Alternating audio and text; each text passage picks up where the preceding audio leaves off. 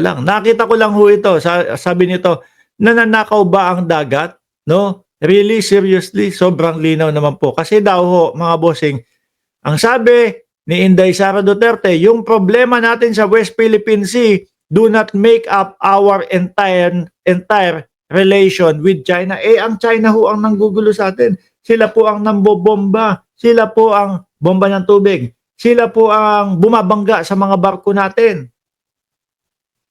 Di ba? Tapos gustong palabasin ng ating Vice Presidente, eh, kaibigan pa din ho natin ang China. Ngayon, sinagot ni Atty. Barry Gutierrez na kumbaga, masasabi ko na kanang kamay ni Atty. Leni Robredo, kung di ako nagkakamali. Ano po sabi dyan? Ninanakaw ang dagat natin tapos hindi natin problema. Sobrang linaw naman na pro-China talaga ang kayo. Si Sara nga daw. Ang sagot nung nag-post, nananakaw ba ang dagat? Namiloso po na lang. Di ba? Nananakaw ba ang dagat? Ibig sabihin yan, inaagaw yung teritoryo natin. Pag nanakaw din ho yun ng teritoryo natin, mga kababayan. So ngayon, dahil hindi nga ho nila kayang sagutin, mga bossing, mamimiloso po na lang. Nananakaw ba ang dagat? Really? Seriously? Kaloka? Gustong pagmukain ho na mali yung sinabi ni Barry Gutierrez ho. Which is, ang pagkakaintindi naman ho dyan, napakasimple lang ho, mga kababayan. Inaagaw ang teritoryo natin. Ano tawag dun? Pagnanakaw. Baka para sa DDS hindi kumbaga mali yung pagkakasabi nun. 'Di ba? Yan yung sinasabi ko sa inyo. Dahil ang hirap pong i-depensa, mga boss chief amo sir, kahit ano na lang, mamiloso po na lang tayo. No? Mamiloso po na lang tayo. Ganun na lang ang gawin natin. Siyempre, yung mga magkokomento po sa ilalim niyan, mga kababayan, mamimiloso po din po. At alam naman po natin, mga DDS lang din po yan. Iwanan na ho natin, isinama ko lang ho, mga kababayan, na ngayon ho, dumako tayo mismo. Nako, eto na. Sabi ho dito, mga boss chief amo sir, no? Yung mga sabungero, eto na nga. Yung Los Sabungeros, ano sabi po dyan, lalakyan ko para mabasa nating lahat. Ayun, no? Yung mga nawawalang mga sabungero. Sabi ayan, lugar sa Taal na ibinaon ang sabungeros, tukoy na, alam na. Yung mismong lugar po, mga kababayan. Di ba? Sabi ng Department of Justice, hindi ko lang sabi-sabi yan, mga bossing. Hindi ko lang sabi-sabi yan. Sabi ng DOJ, balita po ng Filipino Star ngayon, July 7, 2025, alas 12 ng madaling araw. Lugar sa Taal na ibinaon sa Bungeros.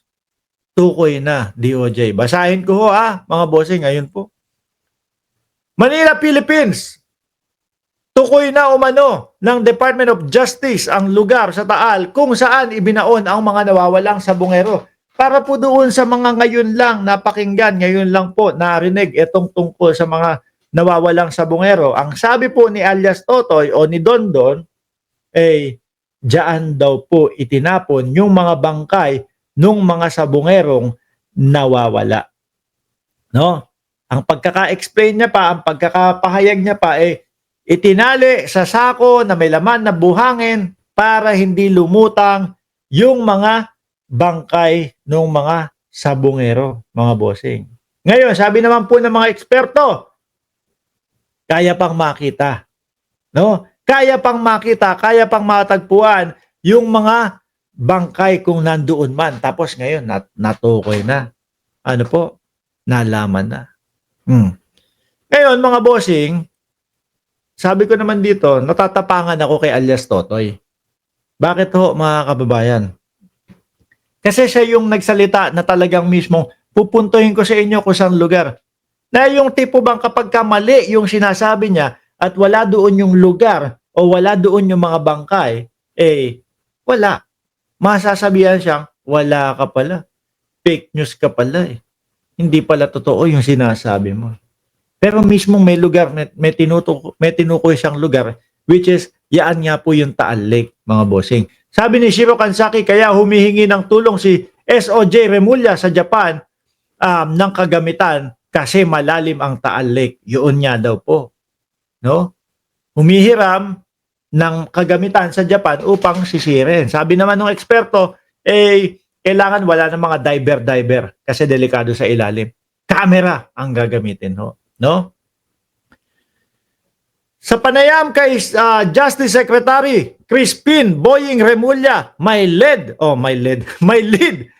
at mga saksi. Oy, may mga saksi nang makakapagturo.